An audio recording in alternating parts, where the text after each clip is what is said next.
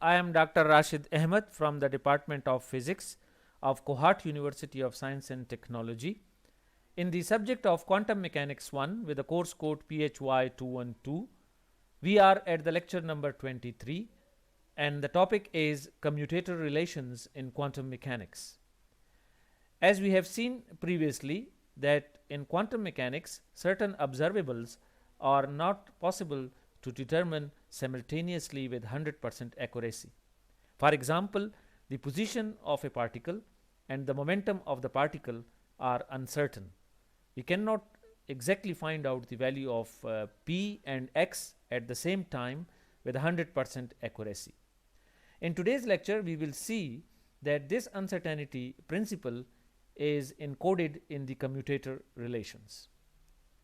So let's first start with trying understand the commutation relations and their mathematics. Actually, they are very simple, and if we say that we have two operators a and b, and they are some general operators. For example, operator a could correspond to some observable like position or momentum and so on, and similarly operator b can correspond to some observable. So if we have two general operators, any operators a and b, and if we want to know its commutation relation, so by definition then the commutation relation is defined like this. So by notation we put these two operators into the bracket, into square brackets, and put the comma in between them, and then this is equal to a and b multiplied and minus b, and then with a minus sign b and a multiplied. So what does this mean actually? It means that as we know that these operators have to act on some functions. So operator a has to act on a function, and then operator b has to act on a function. So this equation or this statement over here means that this when we apply this commutator on certain function, for example a function f over here and a function f over here as well, so then in the first term over here the a will act first on a function, and on the result coming out from a acting on f, then b will act on this thing, and then we will calculate the first term. For example, b will act first, so we have, you can see, change the order. In this term a is acting on the function first, and then on the result of coming out from the action of a on the f, we act b on it. But then we reverse the order, and then b act on the function first, and then a acts on the function second, and on the result which is coming out from b acting on the f. So in this way then we find out what is the difference. If the difference, there is no difference, it means that these two functions acting on f by the reverse order does not make any difference. If this is the case, then this commutator is equal to 0. But if this is not the case, that is they do not commute, which means acting first with the a and second with the b, or acting first with the b and then with the a, does not make any difference. We say that two operators commute, and if there is some difference between the outcomes, we say that these two operators do not commute when we change their order. In quantum mechanics, we will see now that all the observables which commute are actually compatible, and we can find their values simultaneously with 100% accuracy. And those variables or those observables whose operators, corresponding operators, do not commute, they are uncertain, and we cannot determine their values with 100% accuracy simultaneously. So in this way you see that we encode the uncertainty principle in quantum mechanics with the help of commutation relations. So in this lecture we will also discuss the example of position and momentum observables, where we will see the operator corresponding to the position and operator corresponding to the momentum do not commute.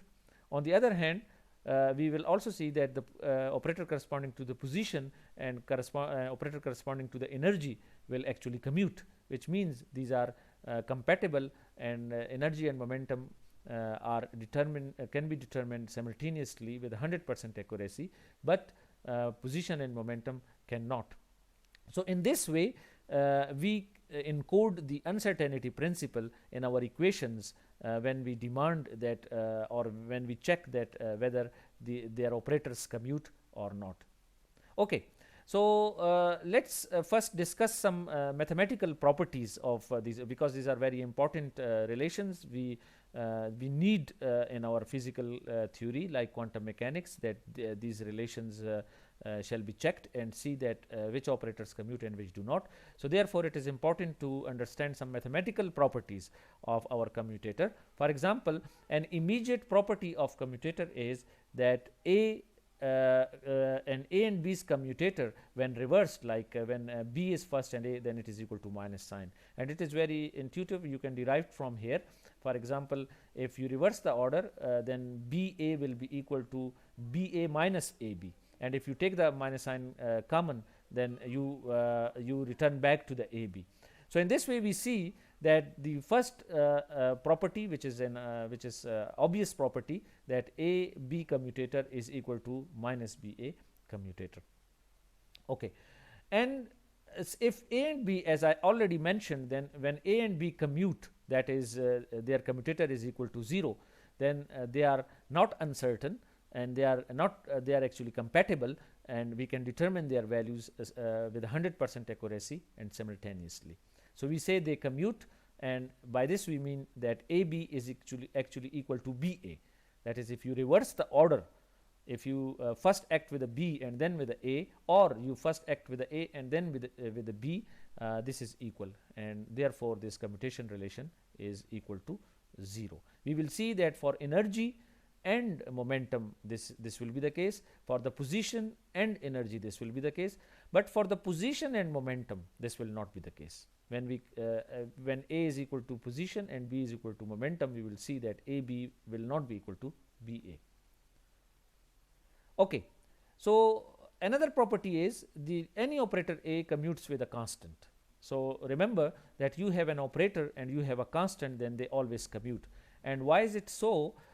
Because the reason is, as I already said, that it acts on certain function, and when it acts on a function, you can say that acting AAF minus AAF like this, but since this is just a constant, so it doesn't matter, and you can just plug it out, and this is equal to AAF minus A hat AF. So you can see that these are equal, and therefore it commutes. Or I have written over here that this is another property, but the any operator of A commutes with the constant A, as you have seen, and if this constant is multiplied with another operator, for example, so if we have two operators A and B, and there is a constant which is multiplied with the operator B or with A, then you can just pluck it out. So this is another property.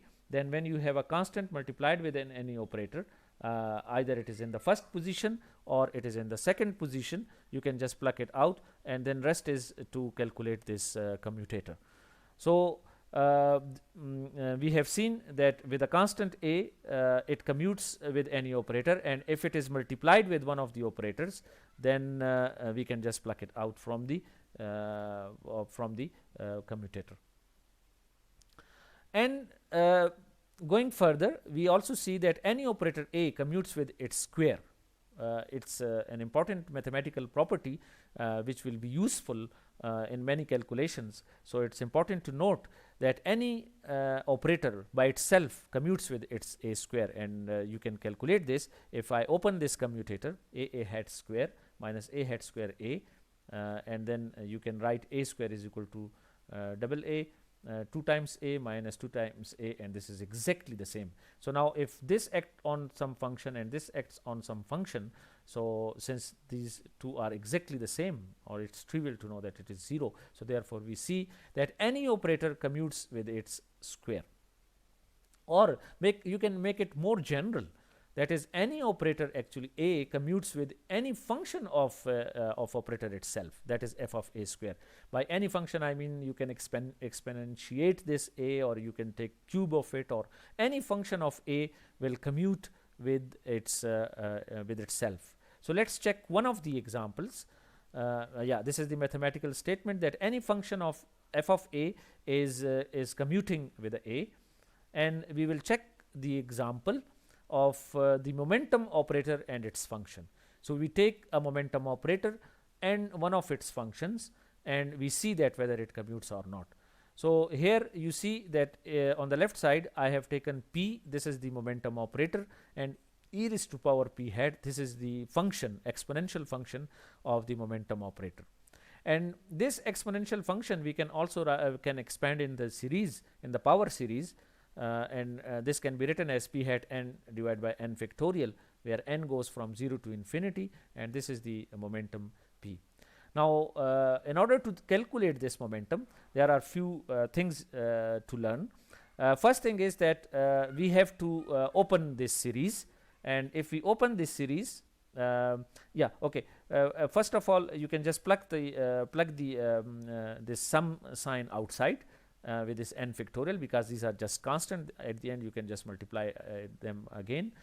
So we are left with the commutator of p hat n and p. So remember, there are actually n commutators, which means that if you put the value of n 0, then this will be the first commutator, because you are summing, and then if you put the value of n is equal to 1, this will be added to the first commutator, and so on. So we are actually calculating n commutators here. So to make it more precise, let's do this. If I put the n is equal to 0, I get this first term here, where p raised to power 0 is equal to 1. So this is the first commutator, and the second commutator when n is equal to 1 will be this one. The third commutator will be n is equal to 2, this one, and so on. And you can easily check that each of these commutators going away, because when we have already established that any operator with a constant is equal to 0, and then any operator with itself is equal to 0, we have already done. And then we have also checked that any operator with its square is equal to 0, and with a cube, and so on. So each of the commutator going to 0. So this is 0, this is 0, and this is 0, and so on. All of them are equal to 0. That's why this is 0. So we have seen now, or we have even proven now, that the any operator, when it commutes, when its commutator is taken with any function of it, is actually 0, and all operators commute with any function of them. So it's an important and useful property which we will be using in quantum mechanics. Okay. To more clearly explain this thing, or the thing which I was doing before, that acting the commutator on a function. So here you can see the example again, that we are acting with this commutator on a function.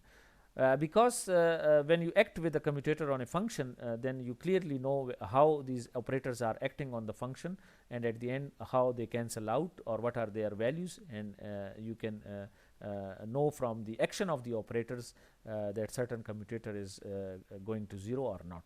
So in this case, if I act with a p and e raised to power p, which is a function of momentum on this function g, you can see that this e raised to power p can be written as like this, but p is the operator, is the differential operator, I h bar del by del x, and then minus I h bar del by del x, simple p and exponential of p, and g of x, this is equal to 0. And that we have already determined, but in terms of acting on the function, we see that this is equal to 0. Okay. So as I promised you in the beginning, that we will be giving example, very important example, physical example of position and momentum operators, and we will calculate its commutation relation.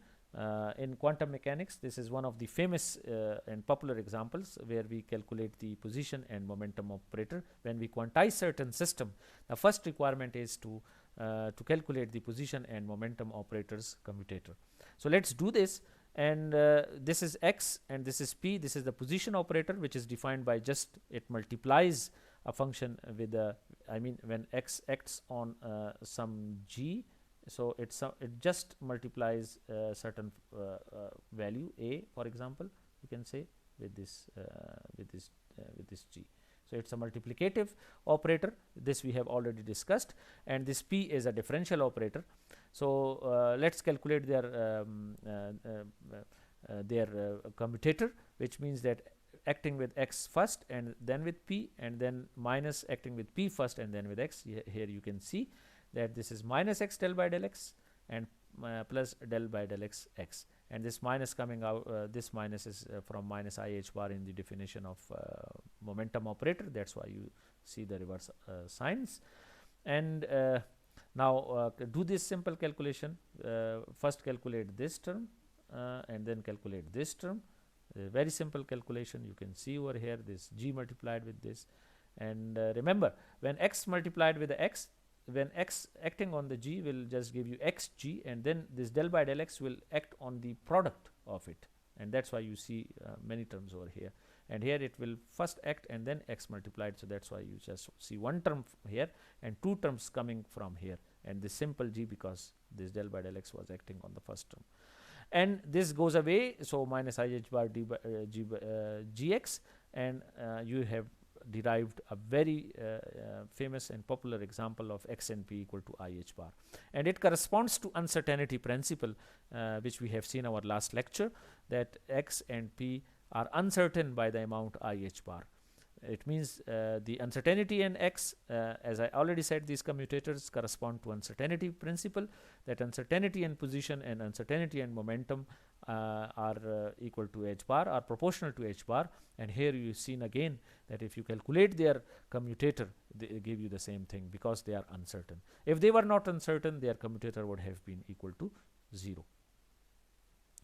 Okay, further some interesting examples of position and momentum operator. For example, if we calculate the x with a p square, you can see the simple calculation. With p square we can write it p and p, so there are actually three commutators, not two. So x going with the first p and then with the second p. So you can see over here x going with the p, and remember then when there are two p, so like this type of calculations, x and two p's heads on them, so this x go with this one and this p goes away, goes out of the commutator from the right side.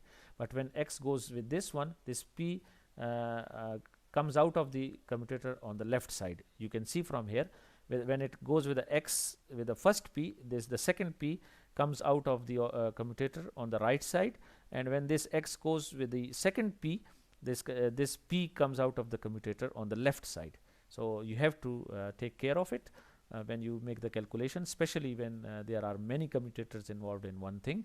So now we know that xp is I h bar and this xp is again I h bar, so this p can be taken now common and 2 I h bar p.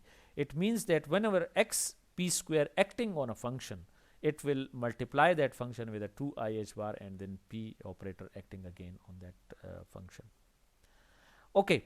So yeah, you can see over here that is x square p square commutator acting. So this commutator, when we say that this commutator is acting on the g, and what it is doing, it is multiplying this with the 2 h bar square and del g by del x, again acting on this thing, that this is there because there are two of them. And if this was the case when momentum was squared and position was just single, and now we go to the case when position is squared and the other way around, when we have x square p. So again the same thing will be repeated, then 2x's, then there are three commutators, x commutes with the p and the first one goes out of the commutator on the left side, and when the second one goes on the right side, and these operator again is h bar, so 2 I h bar x, and this is 2 I h bar x, and in terms of function you can again write like this. So we come to the now next thing is a very important theorem. From all these things we will see that we have reached to the theorem that if we have two operators a and b and they commute, then they have common eigenvalues. So this is a theorem. If we have two operators a and b, and if they commute, I will give you an example of energy and momentum. If a is energy and b is momentum and they commute, then we will see that they have common eigenvalues. And if they do not commute, for example, a is position, b is momentum, and they do not commute, then they cannot have common eigenvalues because they cannot have common eigenstates as well. That's why there is an uncertainty in them. and when they commute they have common eigen, there is no uncertainty. So it's a very conceptual connection between the two operators commuting having common eigenvalues, and when these two operators not commuting do not have common eigenvalues and common eigenstates because of the uncertainty, hidden uncertainty, encoded uncertainty principle in there. So proof is that let phi a be the eigenfunction of a hat that corresponds to eigenvalue a. So we see that a hat is acting on phi a. This a is the eigenvalue of this operator. When a is acting on this phi a expanded in terms of a, so this will give us the eigenvalue a and eigenfunction coming again.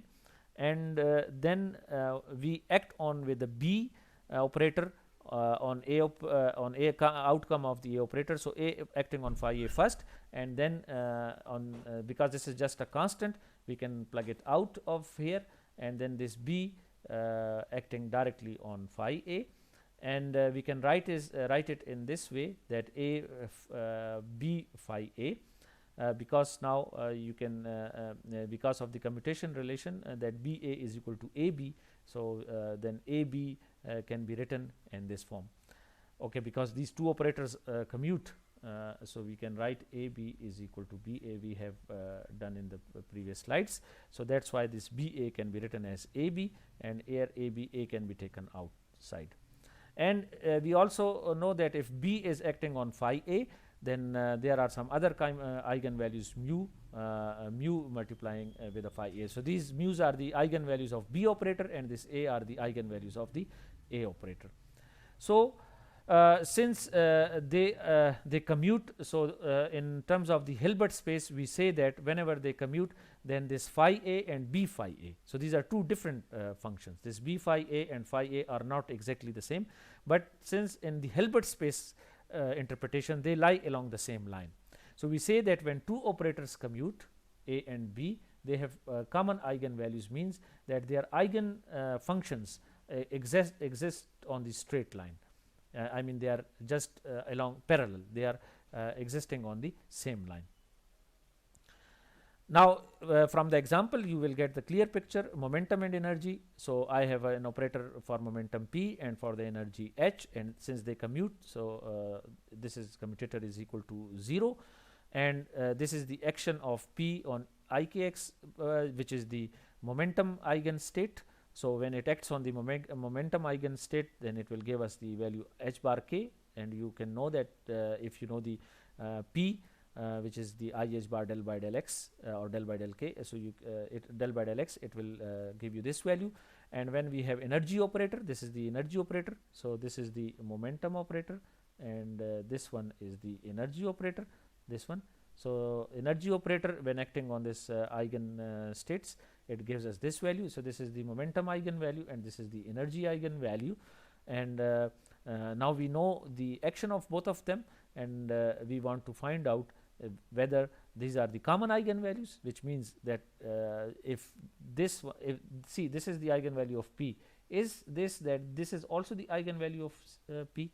If so, then we say that they have the common eigenvalues, and we can prove it very easily that this is the common eigenvalue, because when you put the value of h, there is a p square.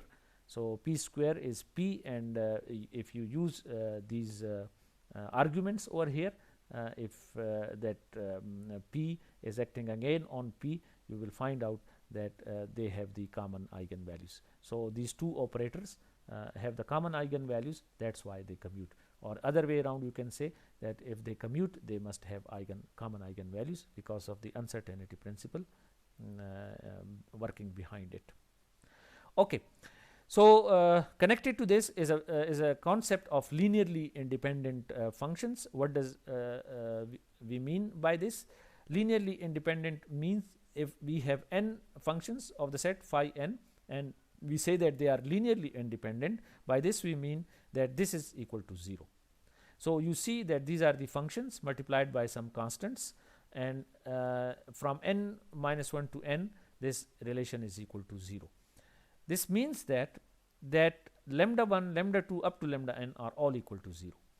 So it is not so if this function has to be true, all the lambdas has to be going to 0. That is, each term in this summation is independently 0. That is, no two terms are cancelling each other, but each term is independently 0. This is called linearly independent. For example, 2 and minus 2 is equal to 0, but they are not linearly independent because they are cancelling each other. But a x plus b y is equal to 0.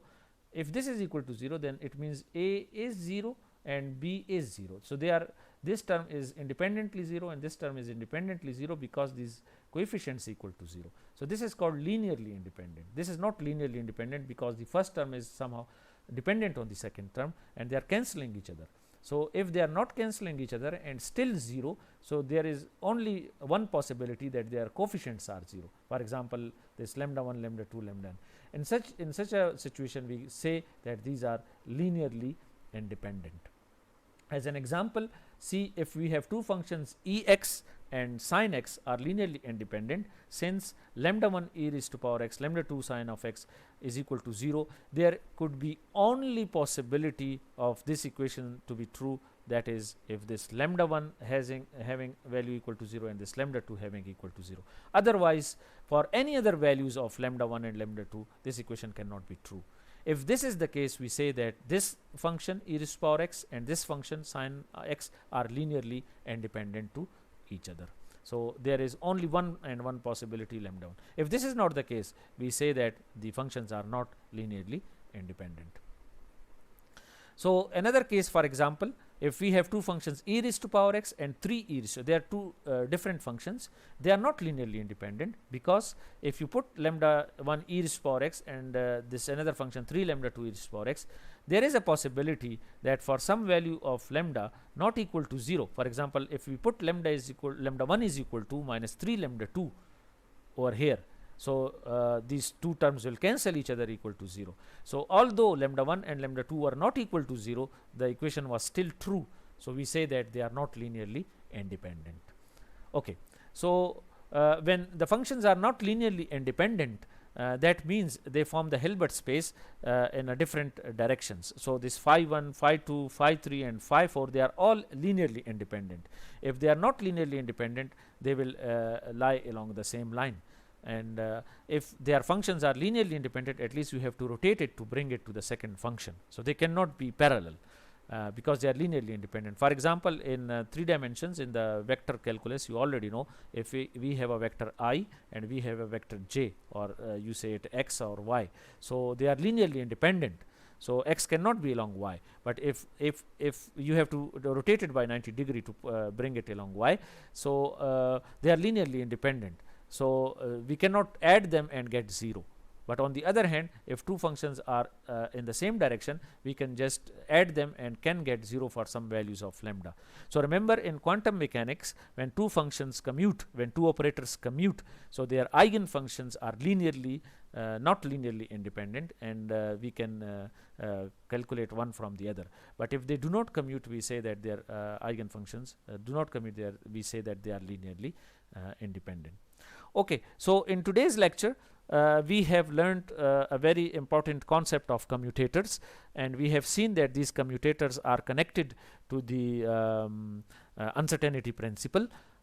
When we have two operators, they are commuting, we say that they are compatible and their values can be specified with 100% accuracy simultaneously. And when they do not commute, we say that they are not linearly, there is uncertainty in them and they cannot be defined with 100% accuracy simultaneously. And then we have discussed several properties of these commutators mathematically, and these will be useful when you solve the problems related in the quantum mechanics. With this, I thank you all.